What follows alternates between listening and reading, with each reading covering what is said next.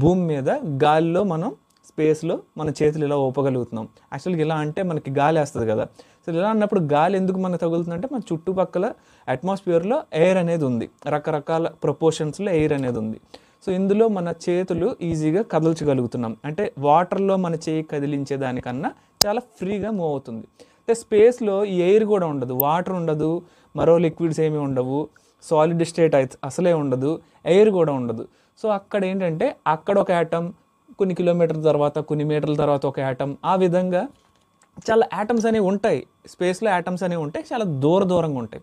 So ఏమీ లేని స్థితి కాబట్టి మనం చాలా ఈ ఆస్ట్రోనాట్స్ వాళ్ళ వీడియోల్లో చూస్తే మనం అంత తేలిపోతున్నట్టు, చాలా ఫ్రీగా స్మూత్గా మూవ్ అవుతున్నట్టు, యాక్చువల్గా ఏమీ లేని స్పేస్లో కూడా లోవర్ ఎనర్జీ స్టేట్ ఉంటుందని సైంటిస్టులు కనిపెట్టారు.